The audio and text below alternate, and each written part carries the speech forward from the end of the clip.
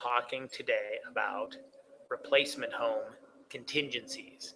Replacement home contingencies for the benefit of the seller.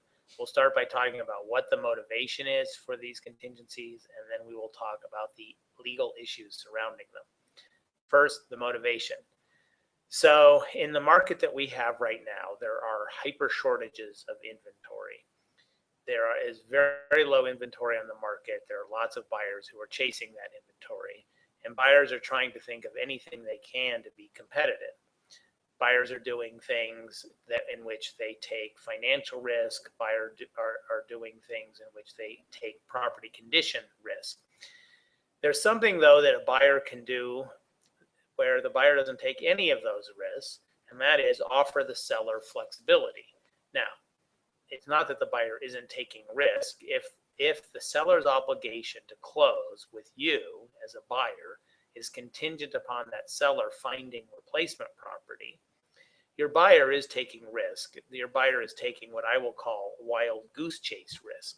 It's possible that the seller won't find replacement property.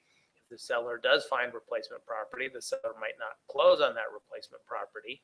And the replacement home contingency for the benefit of the seller might excuse the seller from closing with you. However, many buyers feel that they need to give that seller the flexibility in order to get the property. And so buyers are making offers with replacement home contingencies in them, or accepting replacement home contingencies and counter proposals from sellers.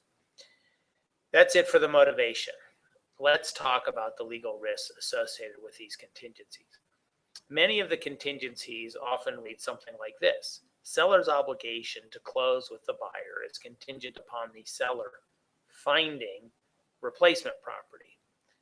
Imagine how that language plays out in a scenario where the seller, and I'll call the seller B in this story, the buyer of the seller's property is C, so C is buying from B, and the B to C contract is contingent upon B finding replacement property. So B goes out and does find replacement property and puts that replacement property A, under contract. For whatever reason, that A to B contract doesn't close. Maybe it falls out of contract because of inspection issues in the A to B transaction. A's expectations might be, because A is not closing on the A property, B's expectations might be that because B is not closing on the A property, that B is excused from closing with C. But that's not how that contingency read. It didn't make B's obligations to close with C contingent upon B actually closing on replacement property. It made B's obligation to close with C contingent upon B finding replacement property. And C has an argument that because the seller went under contract to purchase a replacement property, that the seller of the B property has found replacement property. Replacement home contingencies need to clearly identify what the event is that satisfies the contingency. Is it merely that the seller of the B property goes under contract to buy replacement property, or does B actually have to close on the replacement property A on or before closing on the C property? It's important for sellers to be mindful of this distinction. Sellers would like to have their obligation to close with C contingent upon the seller of the B property closing on the A's acquisition.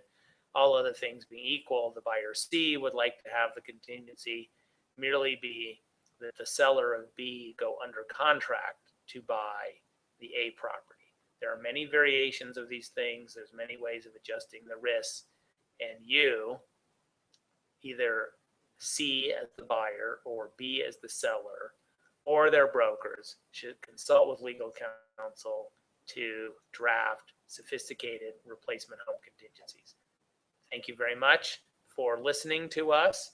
And remember, we live in a complex world. Be careful out there.